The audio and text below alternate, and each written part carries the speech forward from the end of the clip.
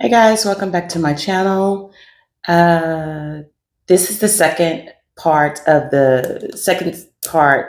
two of the series, surviving domestic violence. And I thank you for your support in the first video.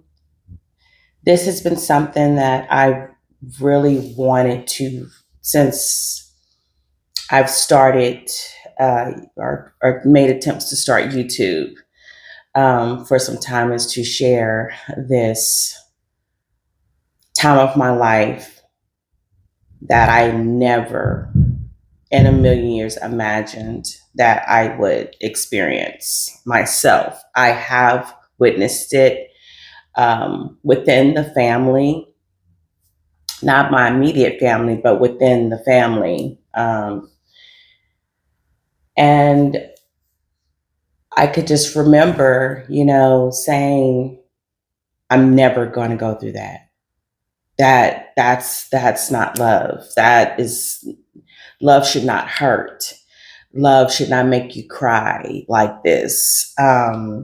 You should not be in fear of the one that you're with, the one who has your heart, the one who you're supposed to feel protected by, especially you're just when there's so much happening, you can always count on that person. But it doesn't always happen that way. I hope the lighting is good here. It does look a little dark, but I can't really tell. I'm just recording off my phone. So let's just get into this second part. Excuse me. I will be taking sips of water. I'm not sure what's going on, but getting a little congested. So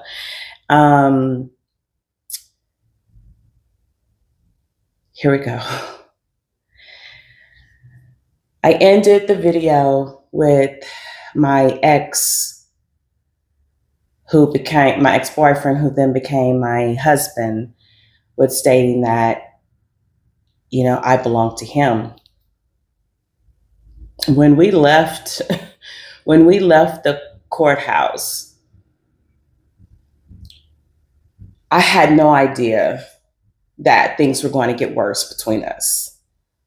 I really was hopeful that me marrying him, and of course you can't change a person, but I just thought if I could present myself to him more frequently, he has more access to me, there would be no reason for him to do what he did. That was just what I was thinking. I never cheated on him. I wasn't even allowed to look at other guys when we would be together. I had to put my head down and he would introduce me and I would put my hand out to shake their hand, but it wasn't to make eye contact. I was not allowed to make eye contact. And if by chance someone happened to recognize me somewhere and they would say my maiden name, they would call me by my maiden name. That's that's what they would, that's, how some of the guys were, that I was friends with. And I would just, try to do the don't, not right now, shake your head motion. But if they didn't know, how would they know the signals, that I was trying to give them? And it was always, always, oh, so you made eye contact with them. You must want to, blank them. And it's like, or either I have done that already. And it was just like, no, like that's just somebody I go to school with. It's just a friend. It's nothing ever happened, just past what's up, that type of thing.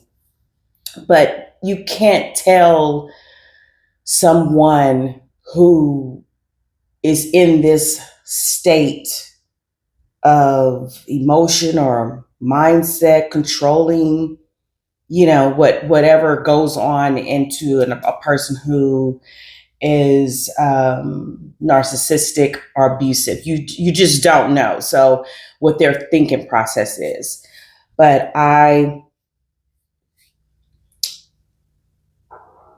it was really heavy. Things got really, really heavy.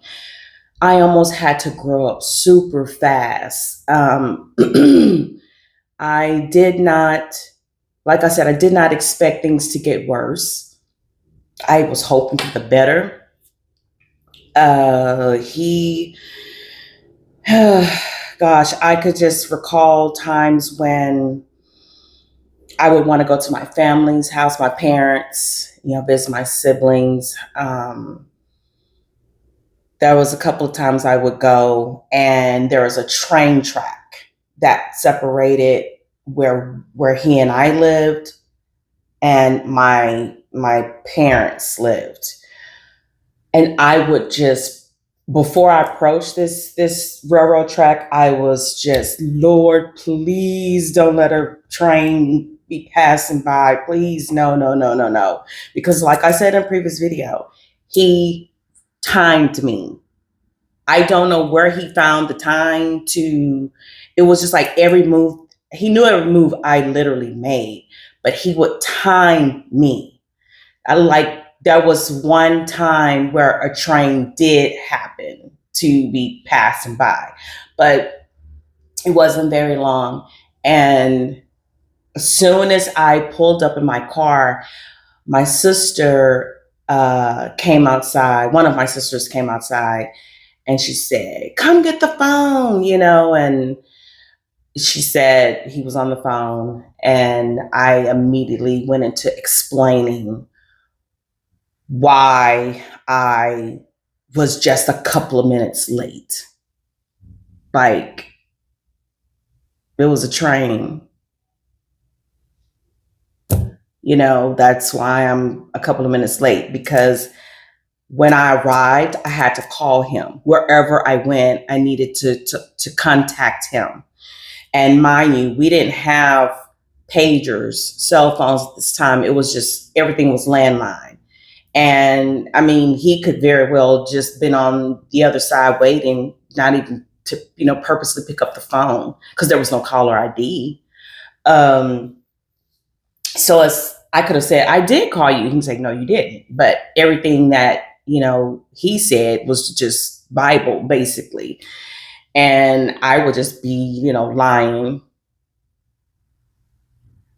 from, deep within. So that's kind of like how, the dynamic of our relationship was.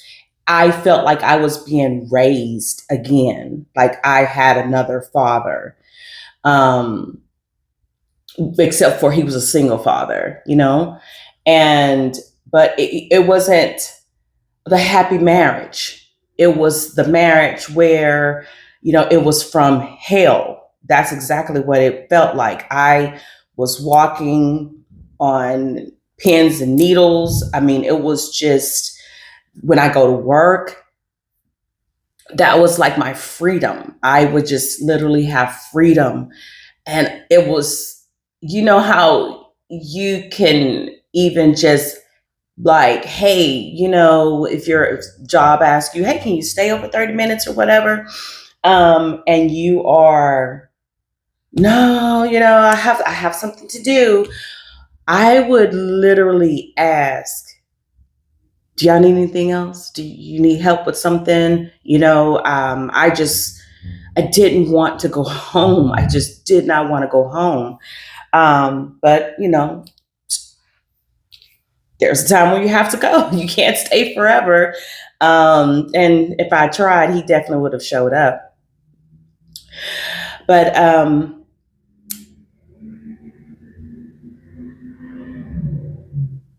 I'm sorry, y'all. I'm just like so nervous because I just, again, I can just tell this, I can talk to those close to me, but to be sharing it to to those who I can't see on the other side. It's like a feeling of judgment because I did hear from family and friends how they felt about this. So I lived enough judgment to last me a lifetime. But it was something. It really was something.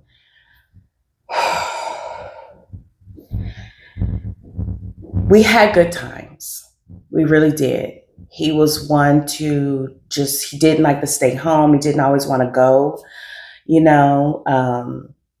Didn't always, he always liked to go. Sorry. He didn't really care to stay put. He wanted to just, let's just go somewhere. Let's, you know, drive here, drive there. I'm not going to mention, um, where we were living at the time and then where we traveled to. I'm just trying to, I don't want to reveal information.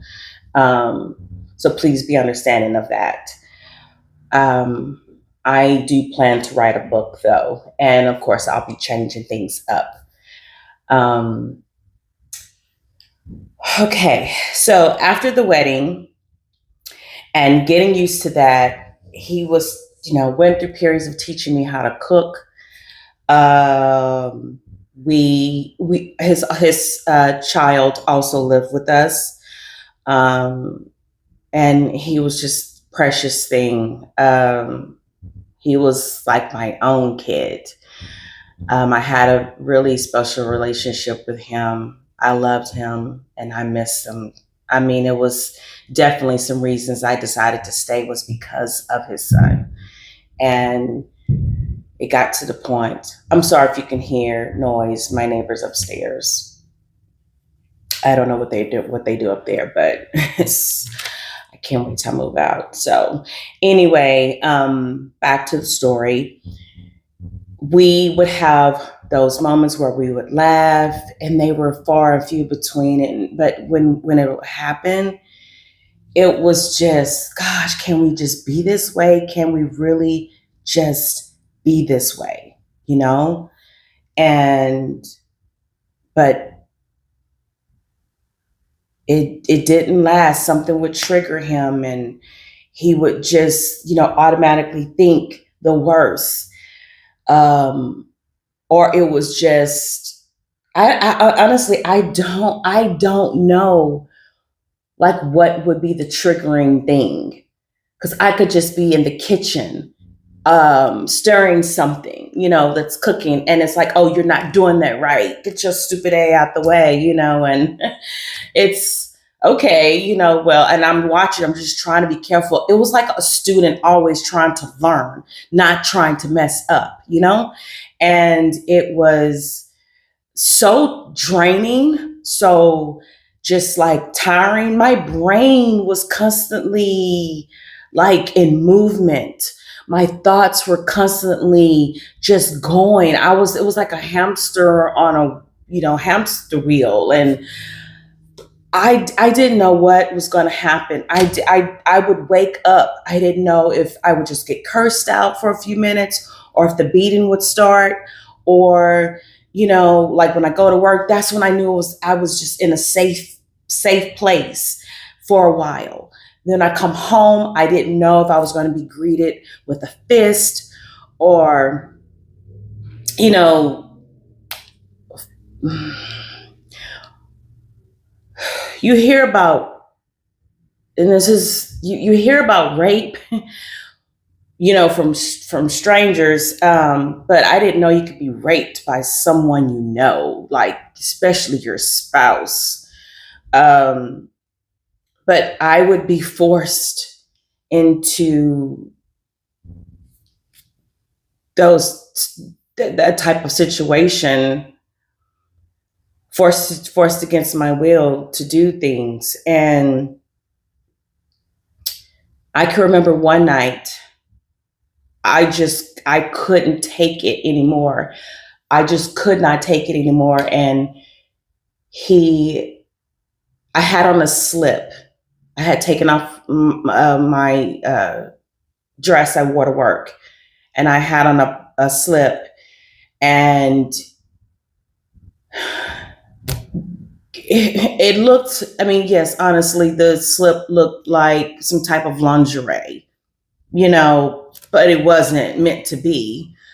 I mean, it was just on sale at the store, and I just purchased it. I mean, it was like, it wasn't like the grandma slips or anything like that, but it was just almost to him. I wore that to show to show a man at work, and he wanted to see if I had been with anybody.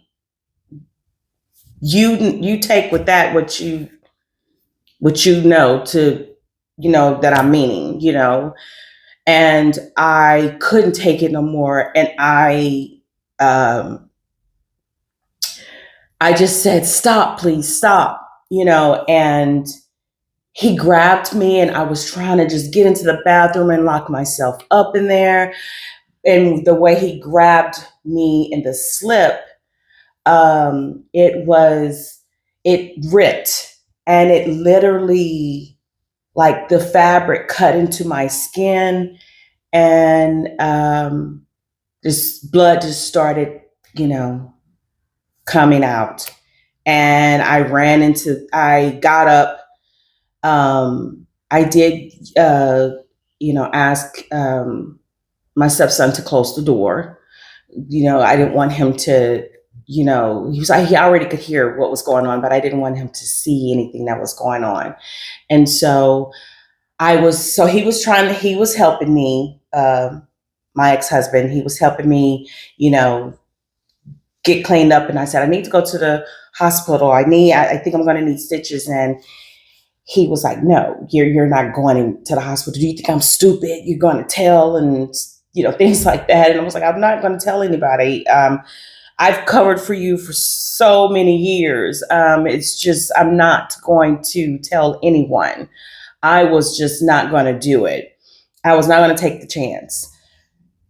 But he didn't believe me. And so he said, I'm just going to take care of this. And so he did, and bandaged me up. And I would have to change the bandage, quite often throughout the night.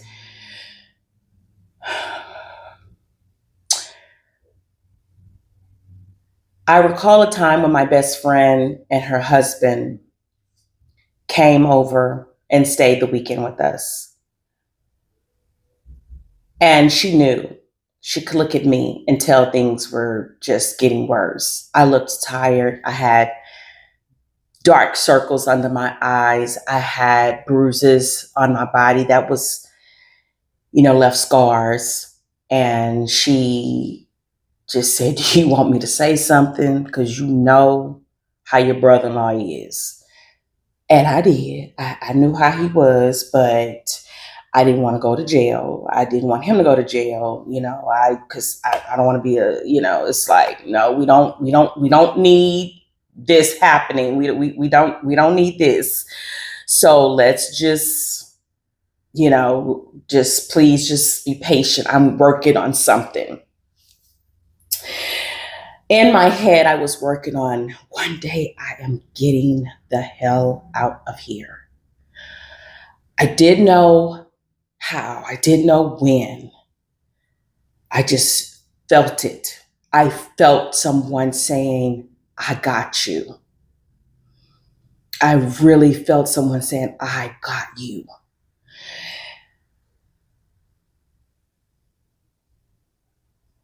My ex had a weapon, and he would present it to me quite often of what he could do to me and things like that. I can recall one night where I wanted to go to my mother's house. And at the time, I didn't have my car anymore, so we only got by on his car. And I had put a few things in my purse. Call it his intuition, I have no idea. But when I tried to get out that car, he grabbed my purse and I grabbed it at the same time. And he said, "You think I'm, the profanity just was coming at me." And I said, "No, no, I really just," and next thing I know, I was being pulled into the car. And he was backing out, and the car door was open on my side. And literally, I just felt it. I didn't know if the door was going to slam on me or if my side of my face was going to be, because I was just trying to get out the car. And I ended up with this side of my body hanging out of the car. So I was able to pull myself up and close the door, and he just started driving. And he took this weapon and he pointed it to my head right here. And we drove and we drove. And I was called everything under the sun, words I had not been called before. It was the longest drive ever. We went to this place. It's an island, a separate island that connects to the city. And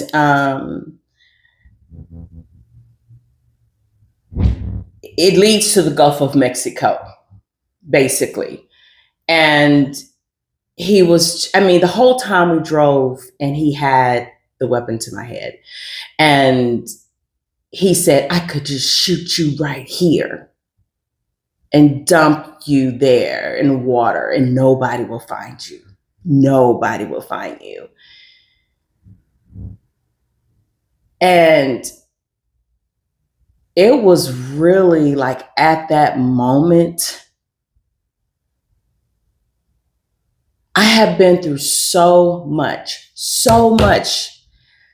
I just did not care. I did not care. I say, do it. Do it.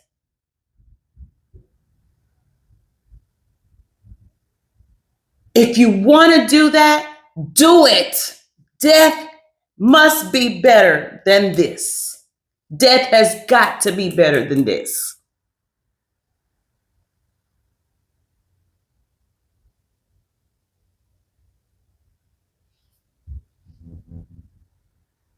For me to say that,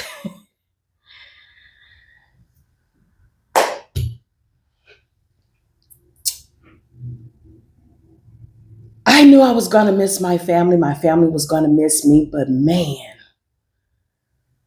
I didn't care. I just couldn't take another day of being hit. I couldn't take another day of being hit. I just didn't have it in me. I couldn't do it. And it was just like, do it. Let's get it over with. I don't have to worry about dealing with this. I don't have to worry about living this life anymore. That's just basically what it was. I was so tired of being raped. I was so tired of being beaten. I was so tired of just lying to people. I was just so tired of hiding things from people. I was made a fool. And so many people would see me and say, "So you're the one, like, why don't you leave? Why do you stay?" Because I loved him. I wanted to change him, but I was too afraid to go. Like, come on. I was 16 years old. We had been together. By this time, I was 19. And it was, I just could not. I don't know. I wasn't able to think. I just was not able to think. I just felt like that's where I had to be. I couldn't leave. I tried to go to school. I had to sneak and go to school. He found out. Like, I truly believe he had people following me. I truly believe he had people following me because he found out where I went to school, and he walked in the classroom, and I froze. Like somebody just pushed pause on the TV, and I was right there. And I just froze. But my teacher, Professor, he was a male, so he knew what was going on because he saw bruises on me, and we spoke after class. He asked me, and I told him the truth. There was no need to call the cops. There was no need for any of that because he had association with the police department. He made bail. Nothing would happen. I was just literally just collecting police reports. That's all that I was doing. I had no protection. There was no shelter, no place I could go. I didn't want my family involved.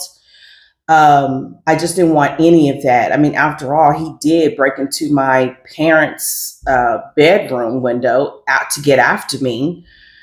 And so I didn't want to put anybody else in this situation, in the what I was dealing with. I didn't. I put myself into that. I didn't want to bring anyone else. So, or put anyone else into that situation. So I was in a place where I called myself separating from him. Um, and he allowed me to leave, but I continued to be there for him, um, and his son, my stepson. Um, I felt obligated,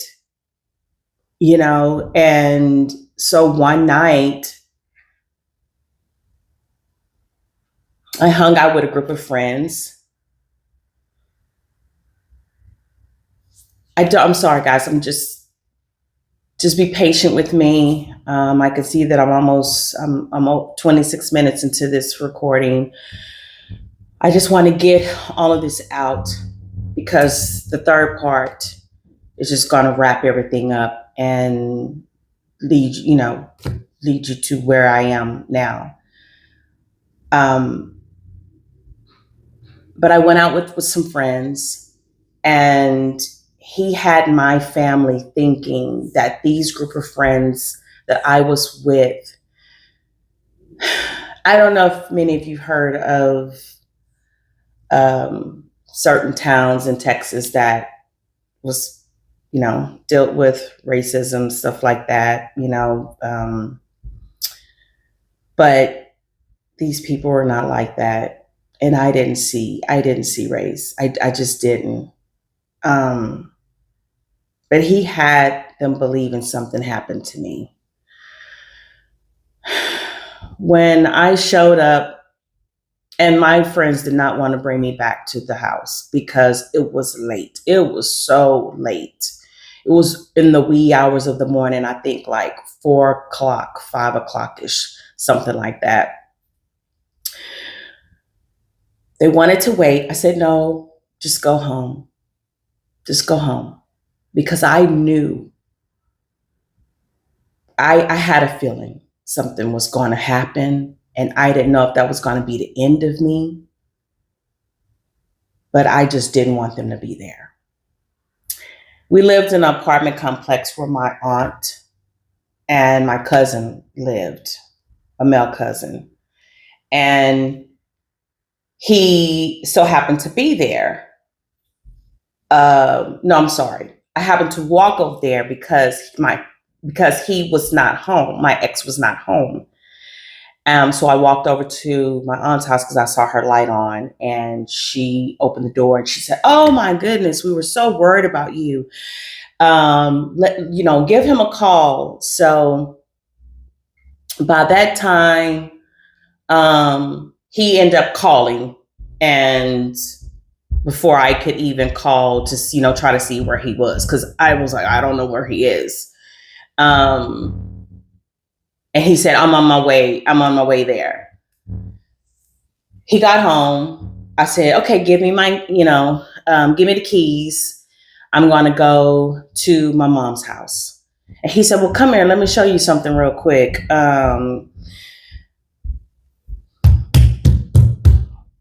Why did I go upstairs? Why did I go upstairs?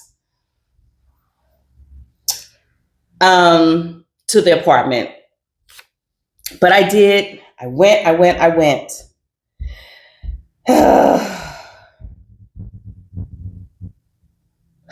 Prior to this, let me go back. Prior to this, I talked about coming back home. I talked about coming back, I was trying to work on our marriage and things like that. But this night I went up there. I went up to the apartment. We lived on the second floor. And soon as he walked in, he said, "Close the door," and as he was saying it, he walked up to me and I put my hand behind the door to try to open it. He said, "You think I'm bleep, bleep stupid." And next thing I know, I was down. I was down. I saw stars. I was, it was just like that night of my miscarriage all over again when we fought. And it was bad. It was really, really bad. I couldn't see out of my eyes. I was feeling it. I felt like I was in a boxing ring. I really did. He told me to get undressed and he wanted to see if I'd been with someone because that's what he believed. And then I knew what was going to happen after that. And because I wasn't participating, the beating continued. And at this time, I just felt something inside of me. I was crying out to my grandmother, my maternal grandmother who had passed away. I was crying out to God to help me or take me. Oh my goodness.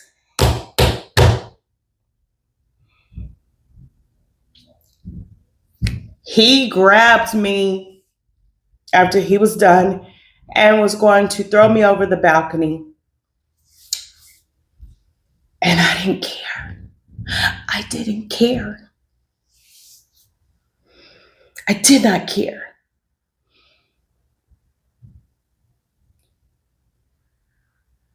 Because I knew this was it. I knew this was going to be it. I didn't care. And he just was like really trying to get me over that balcony. And I was holding on. I was holding on so tight, but at the same time, I didn't care. But I did not want to go out like this. I did not want to go out like that.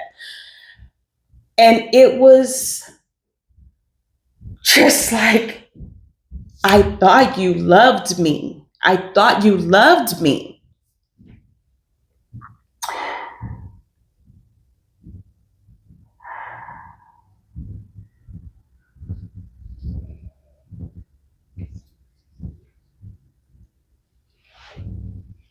He left.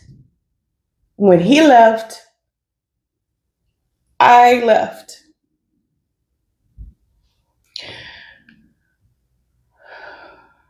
I went to my parents' house. I called the cops. I wanted to press charges so bad, but I thought about his son. I really did. I thought about his son, and if I would have done that, he wouldn't have had a loving place to go. So I couldn't do it. I couldn't do it. The cop was looking at my eye. I just can't press charges. I can't. Because of my stepson. And so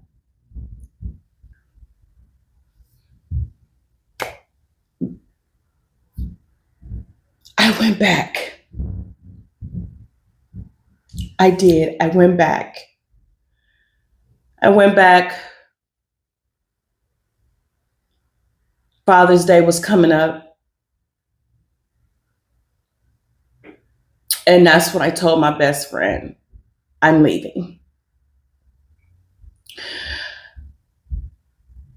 Yes, I could have stayed at my parents and left my things, but I had so many of my things, my personal things from high school there. I had clothes, I had work stuff. I just had so much personal stuff there. But I wanted to get my things. So yeah, I went back.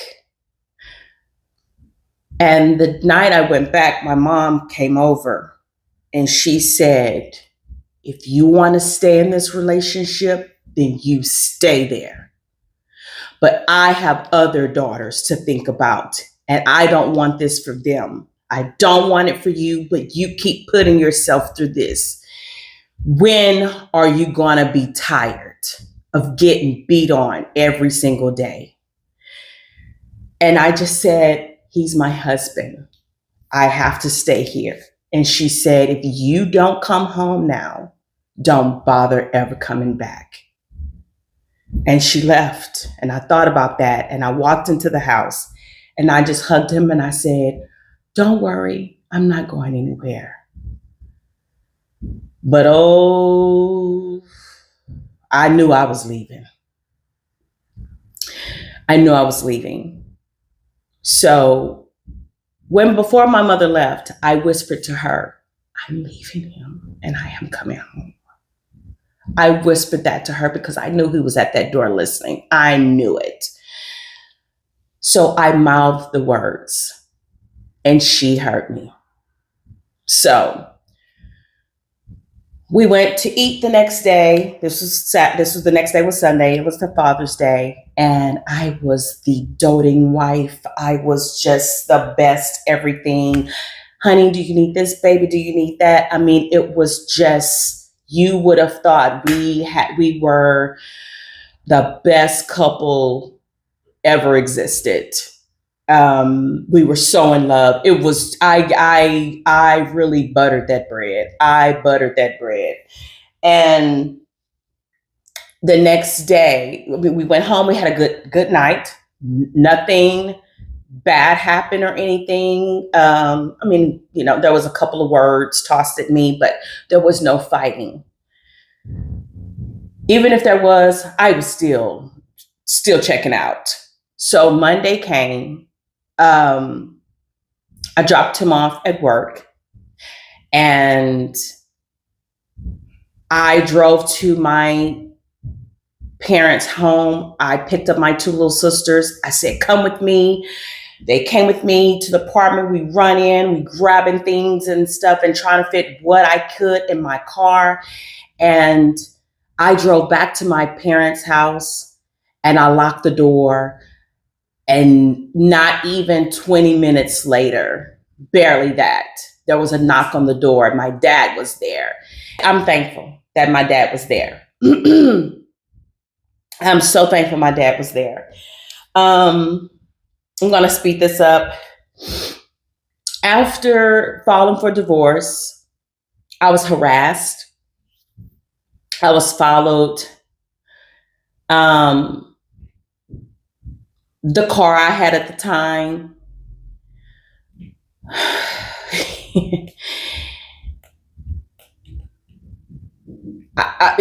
it was, man, my tires were slashed. I was threatened so many times. I was scared to go to, the harassment was on level 100. And I considered taking him back just to stop it. I did. I considered taking him back just to stop it. But that quickly left. That quickly left my thoughts because I was just, nope, no, we're not doing this. But I will tell you this. I know that we go through so much in life, and this is not just for ladies, this is for men too, because men, they go through abusive relationships themselves. you can get out. You can really get out. I didn't think it was possible, but I know it was the strength of God that got me out of that. When I surrendered, when I let it go that night, I knew I had the strength to get out and to keep going. I filed for my own divorce. Because in Texas you could do that. I don't know if it's anywhere else, but I went to the library. I got everything that I needed, and I filed for my own divorce. I told them what was happening. I had a stack of police reports that I filed with my decree. I mean, and I was just pressing forward through this, and I had the support of my friends and my family with me, and my coworkers with me, the president of the company that I worked for. They were just rallying behind me. And the day that I went to the courthouse, he didn't have to show up. Thank you, Lord. He didn't have to show up. And so when the judge called the case and I stood before him, and I had recited everything I needed to say to him, and he didn't, it was like he just cut me off. And he said, "Is there any chance of reconciliation?" And I said, "No, Your Honor, not at all." And he looked at me and he said, "Do you want to go back to your maiden name?" And I said, "Oh, yes, I would, because I don't want anything tied to what I'm walking away from." And he looked at me and he smiled and he said, "Go be free." And whatever the thing is, he hit that.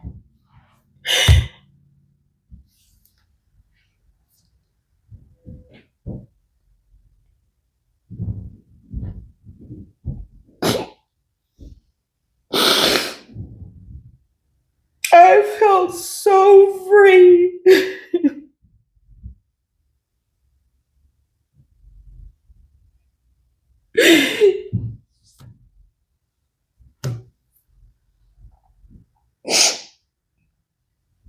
I was free.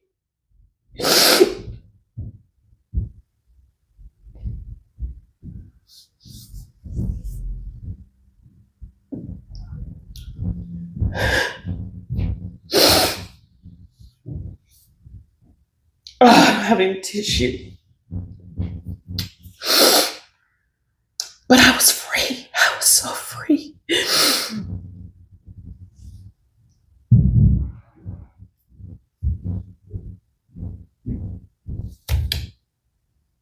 Hear me when I say this. You don't have to stay there.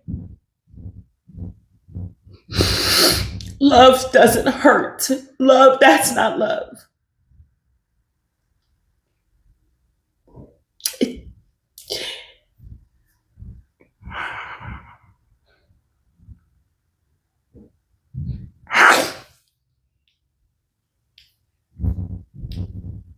Hear me from my heart, please.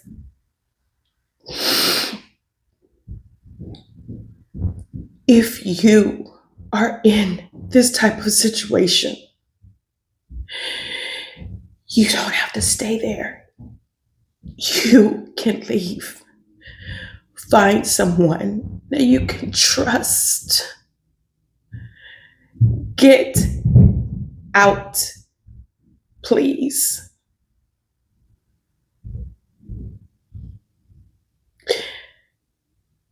Get out.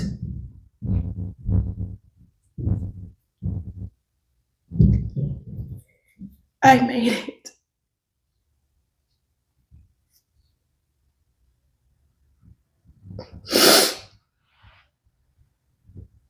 And I can't believe I made it.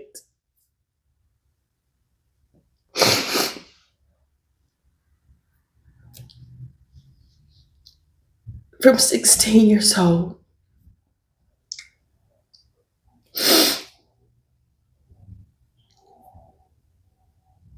to almost the age of 21, I dealt with this.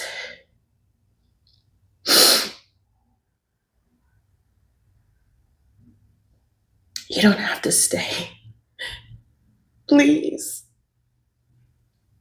My sister, my brother, you can be free too. You can be free too.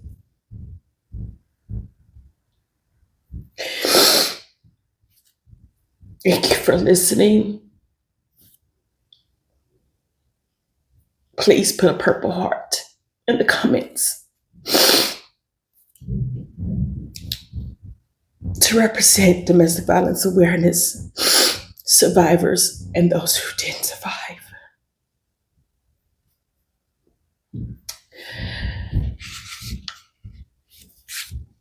Stay tuned for part 3.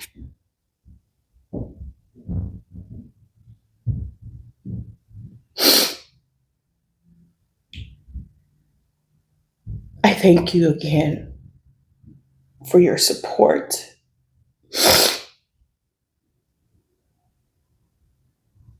and your love.